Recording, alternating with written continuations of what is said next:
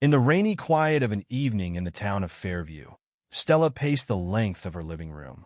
Outside, rain gently drummed against the window, and she found herself lost in thought, trying to ignore the gnawing worry that had recently taken root. Her husband, Benjamin, had been arriving home later and later, each time with a new excuse. Tonight was already 8:30, and there was no sign of him. She turned toward the dim kitchen, where a carefully prepared dinner was cooling on the stove, untouched.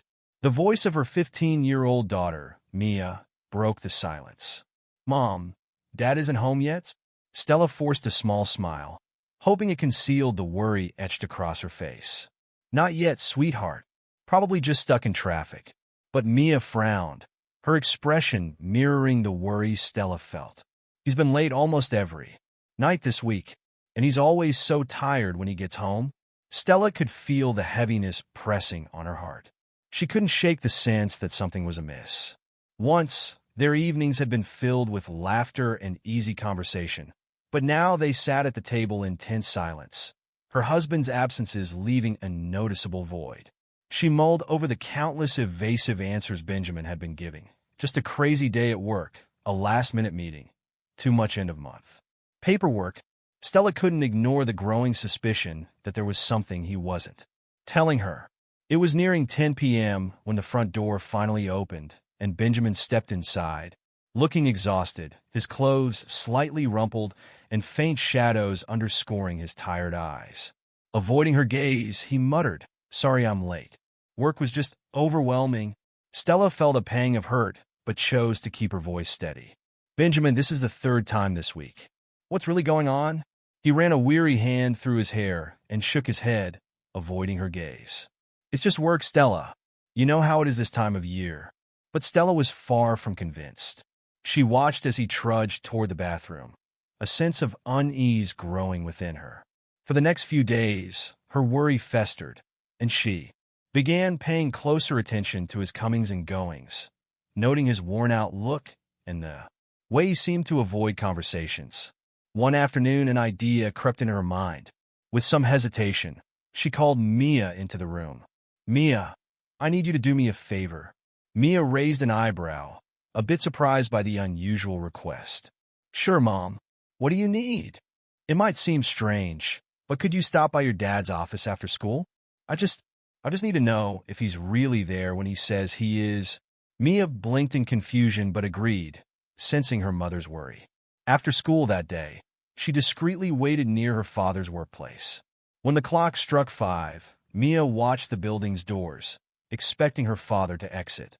To her surprise, she spotted him leaving, but he didn't head for the company parking lot as usual. Instead, he took a different route, one that led him to a large warehouse a few blocks away. Mia's heart pounded as she watched him change into a work uniform and begin unloading a truck. She couldn't believe her eyes. Summoning her courage, she approached him quietly. "Dad." Benjamin turned, his face pale as he locked eyes with her. "Mia, what are you doing here?" I saw you leaving the office, and I wanted to see where you were going." "Why are you working here?" For the first time, Mia saw her father look vulnerable, his usual confidence replaced by fatigue and embarrassment. He sighed, his voice heavy. "Please, Mia, don't tell your mother. I'm doing this to keep up with some debts. She doesn't know, and I didn't want her to worry." Mia's heart tightened. "But Dad, why didn't you just tell her? I'm sure she would understand." Benjamin gave a small, sad smile. "Your mother is a wonderful woman, but I didn't want her to feel guilty or stressed about the finances. I wanted to handle this on my own." Reluctantly, Mia agreed to keep her father's secret. Yet, as she walked back home, she felt torn. How could she keep this from her mother, who was so obviously anxious? When she arrived, Stella was waiting for her, worry evident in her gaze. "Did you find anything out?" Mia hesitated, remembering her promise to her father. "No, Mom. I didn't see anything unusual." Stella narrowed her eyes, sensing something was amiss. Later that evening, she decided she couldn't stay in the dark any longer. Hiding behind the living room curtain, she waited, listening to the conversation between Benjamin and Mia. "Dad," Mia said softly, "when are you going to tell Mom?" Stella's heart froze as she heard Benjamin sigh heavily. Please don't say anything to her, Mia. She doesn't need to know about my second job. She has enough on her plate. As Stella listened, memories from her past surfaced. Her own mother had been a controlling, unforgiving woman who dictated the household finances and held her father under a strict rule. Was she unintentionally repeating that cycle, making Benjamin feel that he couldn't share his struggles with her? The thought struck her hard, and guilt flooded her heart. She stayed awake that night, questioning how her own behavior might have driven a wedge between her and her husband. In the following days, she began to make small changes. She left an extra cup of coffee on the counter in the morning, a small note of encouragement in his jacket pocket, and tried to listen without pressing him for answers. She wanted to show him that she cared without demanding explanations. A week passed, and with Stella's quiet gestures of support, something began to change. One evening, Benjamin hesitatingly accepted a cup of tea she offered and joined her on the sofa. She felt the tension in the air, sensed his reluctance and vulnerability. "Ben," she said softly, her voice wavering. "I know about your second job."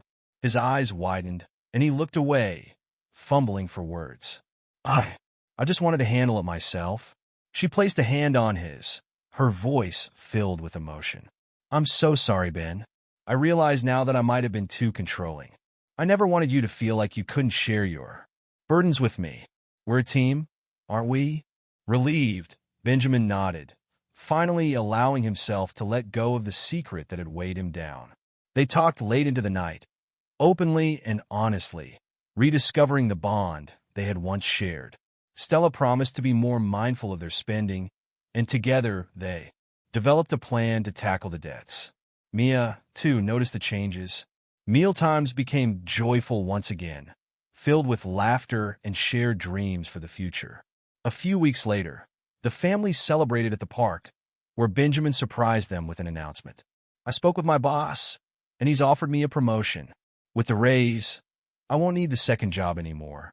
As they hugged, Stella felt a deep sense of gratitude. This crisis had threatened to divide them, but instead, it had brought them closer, reminding them of the true strength of their partnership. Later that night, as they lay side by side, Stella held Benjamin's hand and whispered, "Thank you for not giving up on us."